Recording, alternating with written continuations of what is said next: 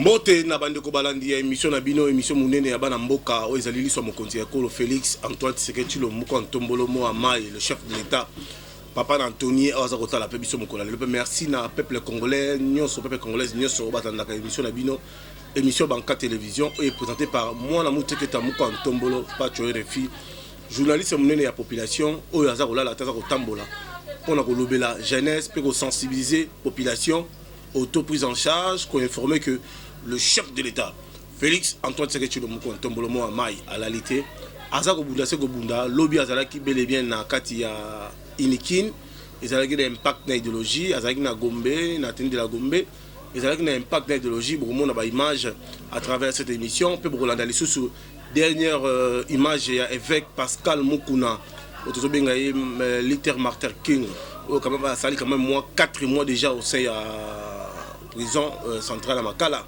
tous ont batté azako umela kuna pona nini parce que tous en la démocratie mon conduit le Félix Antoine Tshisekedi Tshilombo Ntombolo mo amai alors qui était tous en la démocratie muto amoni ki aza lésé muto amoni ki makambo tambola teza na droit ya koloba za na droit ya marcher selon constitution ya mboka et lobby mukulu en tant que responsable ya église ACK où ils allaient dans le monde entier à ton adresse moi précis ils ont senga était qui a la liberté va bengango provisoire pour que à s'occuper dans la occupation parce que les 15 déjà bazako fungola ba église tout ça ba kay belé ba mbasu ba kay belé ba bazako bela ba kay belé ba faut pas changer ba ka ba kuluna faut que sambe la prière d'autorité pour qui ba bongo la mitema mais mukuna zaka na makala ezako sala biso pasi pe mawa nakolo bela peli kamotali insécurité au sein à vie pour Kinshasa to kolo bela peli kamotali susu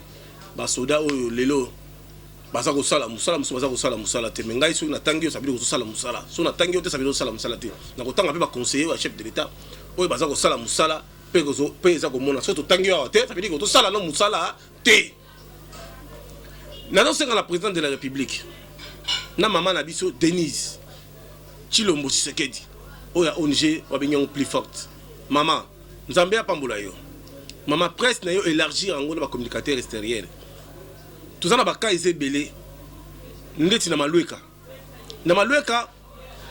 eza munene mais yo keneki na sanga mamba boma libala c'est bien okeneki na boma libala mais est-ce que keneki na malweka côté honorable Oume nzela on est bandi ko na pompage ti et que il peine fallait on visiter érosion oyo Thomas Luwaka à salaka 2 km mususu etikala population ba lobby nzela ko neza inapraticable soki bo saliango ba électeur wana ba koyepa ya papa mais maman qui est dans la sanga mamba mais côté malweka ndé ezali base o simbi systématiquement le tendele kintuka partout pompage mimosa tout ça base ça pena côté bo sali nzela wana ba tima éclairage public fati a rokende tina 2050 parce que ngai moko en tant que liso mokonzi ekolo liso na yo moko maman Denise na kitaki nga moko na kera tali na lobité na koloba pe kaka na monoko te to filmer ba image ezali na internet na biso na site na biso kota okomona yango na yebi ko talaki yango po yo talaka émission ya Pacho RFI moko Ntombolo mo amai mais c'est propre wakaninda ou alobaka vérité pour le kasango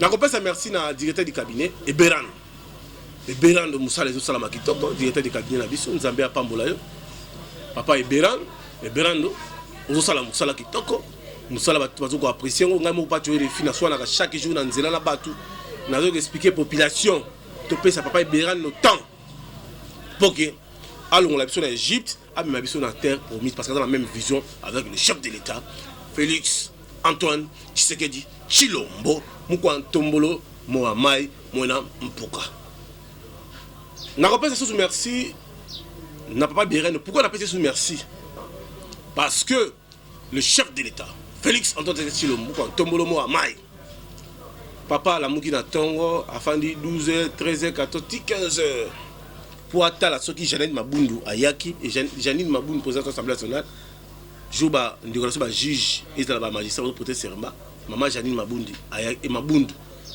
ayate papa na biso momba ayate premier ministre ayate na bato bato tala biso to benga ngoni sabotage biso attaque peuple biso attaque ba lobeli ba institution pas tuer les journalistes ba soutenir ba institution mokonzi ya ekolo Félix Antoine Tshisekedi Tshilombo azali le maïssa suprême afali na kita bokonzi avec une lion à pointe bango bayete il a fait sabotage président Fungola Miso yoka peuple d'abord tokoloba lisusu likambo yo tungisa batu ezali likambo oyo mukuna évêque Pascal na bolobeli na ye na itumbo ya bundi a se retrouver na makala na normalité boye eza anormal eza normalité aza usenga face à libanda tozo na démocratie et batu kut oyo bazala ba dossier ka mona sap batu kut oyo ba des experts batambola toujours basala bango le côté bato oyo kutu batumba batu na IDPS bato oyo kutu baboma Rossi batambolaka bato oyo kutu baboma Etienne Tshisekedi wa Mulumba batambolaka facilement.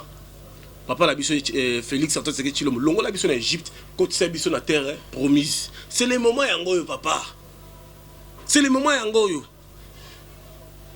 le chef de l'état Félix Antoine Tshisekedi Tshilombo ko atomolo baki na pouvoir nanga na kolinga te ba cachot clandestin et salama na kolinga te ba enlèvement et salama na kolinga te to akulu na yebakisama.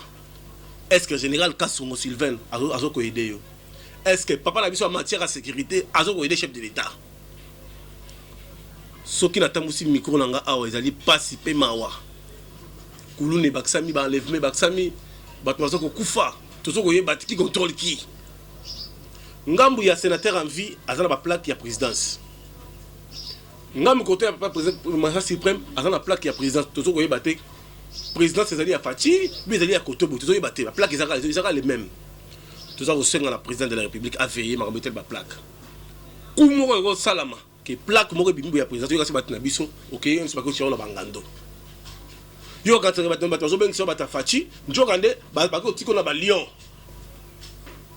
tel point que tozo komona comme passe pe mawa bolingo na mboka na biso ezate le même système ya maréchal Mobutu lingezo ngali sous le point na yaba ibu pouvoir Fachi to lingi ndenge wana te tu si to souffra qui pendant 32 ans ya maréchal 20 ans ya ndeko na biso Kabila alobi ete toki na ba élection ezala ba élection moko apaisé ezali kanisi moko ya malamu bosenga ka alternance c'est salama ki ezali kanisi moko ya malamu mais pourquoi soki mutu alobi likambo ko bojoye bochoye na makala ngai pa choye fa journée cette population na sengi ba bisa avec mokuna poza musali na nzambe bakangaka musali na nzambe te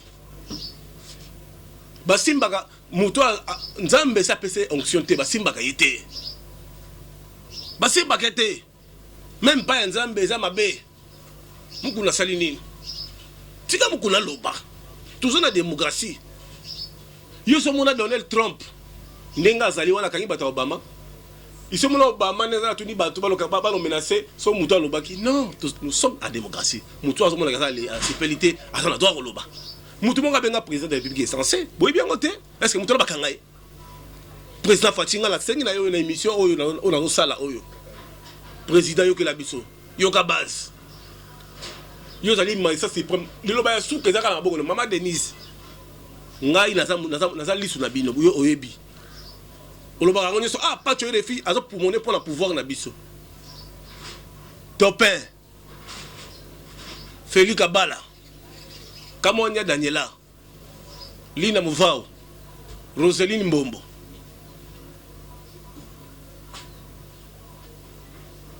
tofanda to réfléchir ils ont sopa avec nous qu'on a 4 mois te bongo muto asa libana investisseur nganga ya amoni ke avec nous qu'on a na kata kasho akoza na moi bobangi mais na 5 investisseurs zonga yaka Fachi qui contrôle tout tel point que lelo toujours on peut ça beaucoup de félicitations à chef de maison civile chef ya maison militaire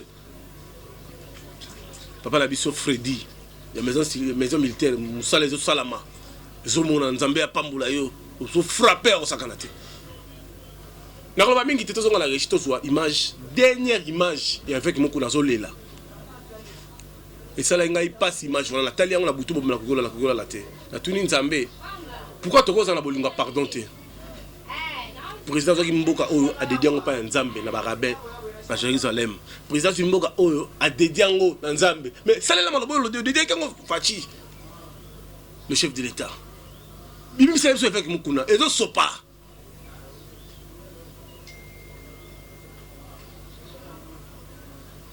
Kabila azalaki président na biso tozala maximum de respect na ye mais atia papa Etienne Tshisekedi wa Mulumba na résidence surveillée pour abima nous sommes mekate il faut basola balanda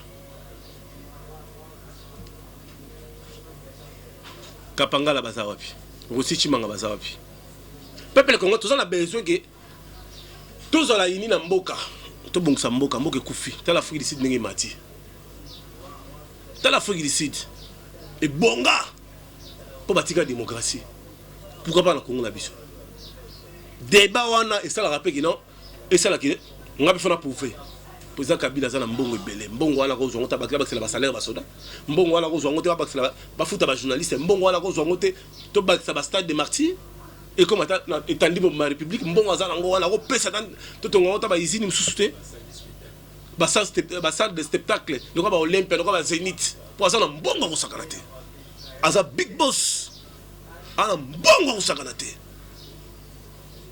parmi l'ancien président du monde Joseph Kabila l'équipe retourne à l'art pour Congo ils ont la richesse comme dans Alt na Z maramba avec mon connaît ça banalité ils ont maramba salité ils ont combat politique ils ont maramba politique ils ont les cambo moko na refana pas 4 mois et mo bofana mo beto pe 40 président Fachi le basso ils ont la beaucoup Denis le basso la beaucoup la bino parce que nous avons le pouvoir pour président Fachi atambolaka tout le monde a 12 motards tête il y a Lyon Maïssa suprême bota la dernière image il y a avec Moukouna ils ont la démocratie nous sommes à droit koloba pour ça comme Mundong ça comme c'est pas ça comme Mundong à lobby la maréchal bon ça fait que Moukouna lobby il faut pas qu'on se cache et ça sont pas regardons comme si vous étiez dernière image de évêque Pascal Moukouna regarde awa nazoloba na butu nazoloba lokola Yesu Masiya oyo ayebaki déjà que bakobakanga na ekulusu nakokufa après 3 jours nakosekwa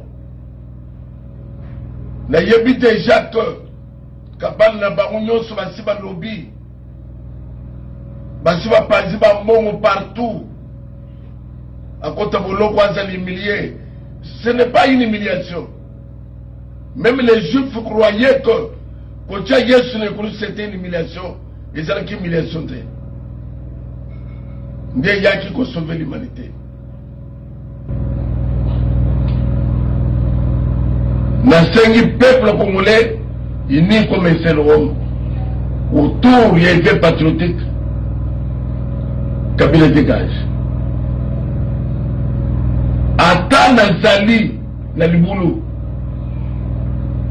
na koloba toujours Kabila dégage et nazo yebisa monsieur Joseph Kabila sache bien que mutote kala kasa kwa zate et loko ezakane pandeli na suka usali amo tro obomi bana Kongo mingi mena koyem soke suka ya ba manevre na yo ya ngoyo ngana zoko tamakal pas ta volonté mais yo côté CPI na zo pe son message au côté CPI na zo sabato MCC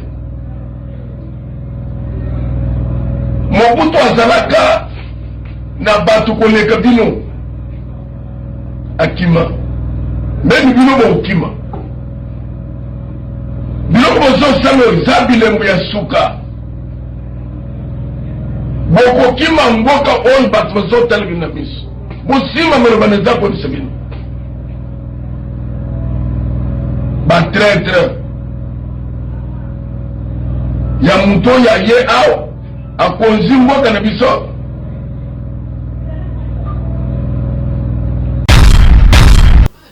Bolandi image maman Brigitte Mwanzaka Beya Bolandi yango Kapika Piamba na France Bolandi yango Dede Ngandu na Jonas Bo Fachi Afaso Moussa les hommes na Salama maman Brigitte Mwanzaka Beya Fachi solution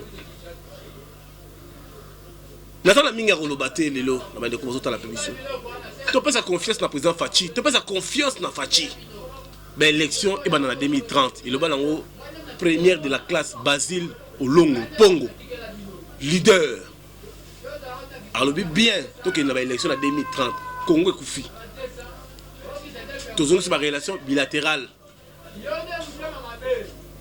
relation bilatérale faut ezongi tozala besoin d'investir ba ebele ba bongisa mboka tokobongisa mboka teke na koswana kobunda batiraillement ya malamu te tokobongisa mboka na ba investisseur peuple congolais amno lia social et fanda santé comme gratuit ndeki ba éducation comme gratuit et vous allez le comme malamu Maman Denise interpellé biso wuli ba konga na Didier Boudimbu au Kabola qui ba caché dans la police on peut si ba désinfectant on peut si ba cantine est-ce que na ba école ba biloko wana ekomi ngai en tant que liste na bino comité pour bazo senga bano bazonga école bazo senga 1000 francs papier hygiénique na désinfectant na cache-nez na savon munganga ça veut dire que message et comité ba communicateur et chef de l'état Luakabwanga na critiquer yote na fingi yote o na bimi jaloux na yote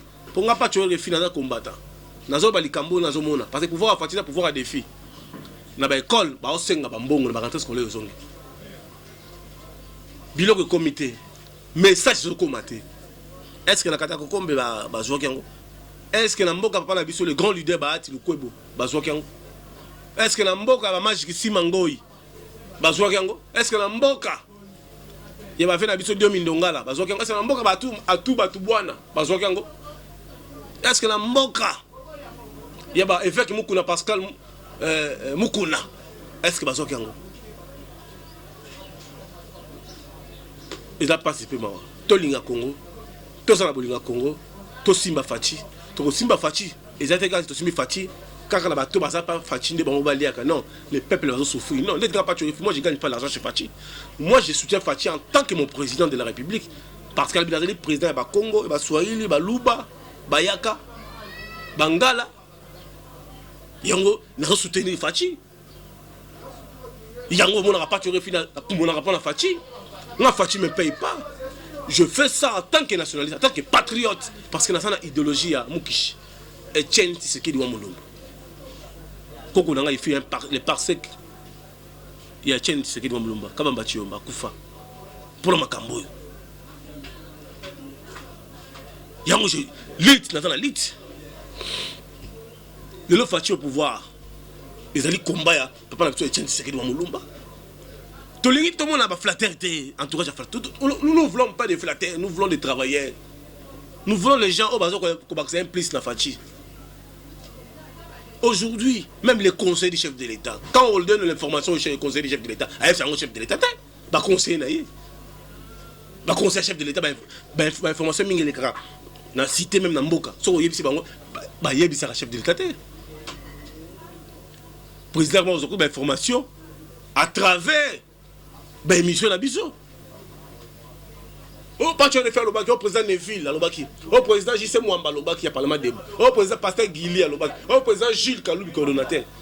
Au président Jeb Merci à l'Obaki. Président des informations. Oh, on a dit le président Théo à l'Obaki. Oh, président Delarbé. Oh, président Kebano. Oh, c'est Cheikh Abou, le général. Oh, Aïe, Jean-Marc Kaboun, à l'Obaki.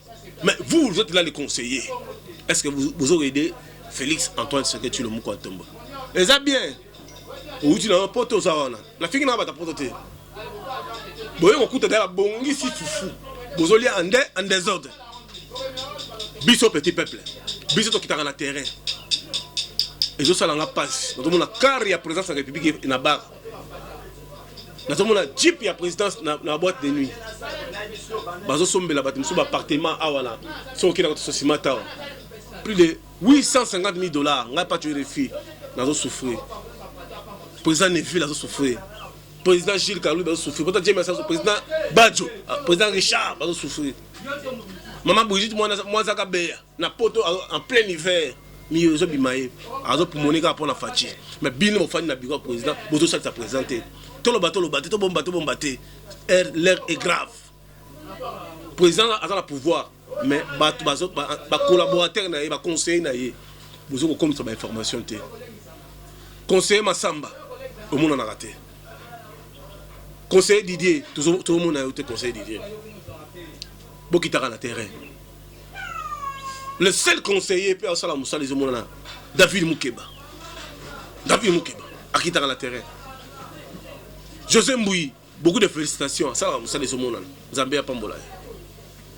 Conseiller Didier qui t'a na terrain. Ça va boulot mais qui t'a na terrain. Et vous allez le comment balam. Tout à la image, il y a chef de l'État Félix Antoine Tshisekedi. Alors à la base, les lobes à motard vont tout tenir à la police. Alors à la base, regardons comme ce nous y était. Population avec beaucoup de plaisir. Quelques minutes. Merci à Force du Progrès, Mokato, Jekobea, Maréchal Chibang, Seba, Jojo.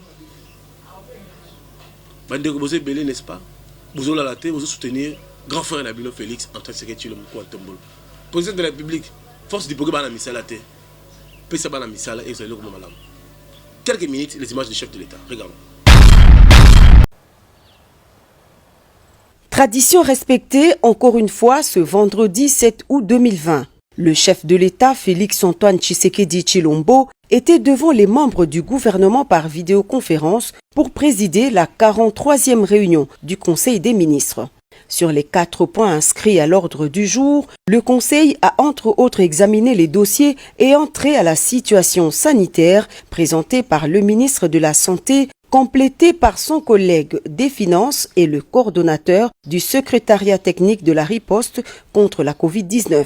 Il s'agit de l'évolution de la situation de la pandémie et autres épidémies qui sévissent en République démocratique du Congo. Autre dossier soumis à l'examen au cours du Conseil de ce vendredi, le rapport du comité multisectoriel de la riposte à la Covid-19, notamment les dispositions pratiques pour la reprise des activités scolaires et académiques, le rapport sur les dépenses consacrées à la lutte contre le coronavirus et l'utilisation budgétaire liée à cette pandémie. Les données détaillées sur la communication du chef de l'État et les autres points examinés au cours de cette 43e réunion du Conseil des ministres de ce vendredi 7 août 2020 vous seront livrés par le ministre d'État, ministre de la Communication et Médias, porte-parole du gouvernement.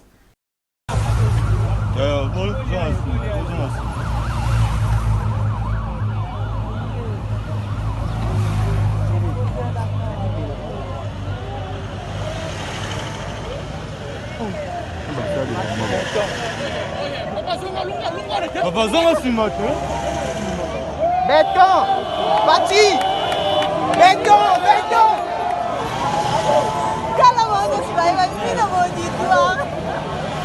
Chaque mois, on a suivi à faire. Soit qui n'a eu un dossier, il y a un tata, on a fait comme ça.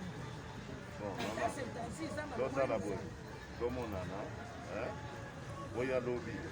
Il est là. Freddy, le gars est là. Bon. Prends les coordonnées de la maman.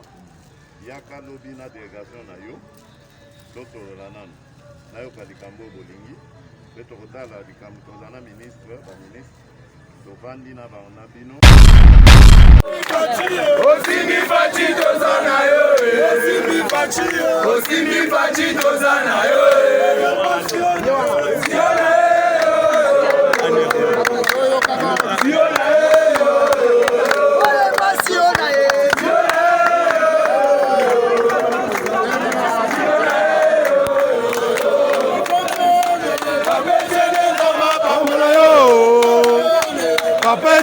Zamba pamola yo, ezabati zamba pamola yo, ezabati zamba pamola yo, zambasiona yo, siona yo. Lebi sabat beta sembo ya bawele na kisena na parlement ko beta na matanga.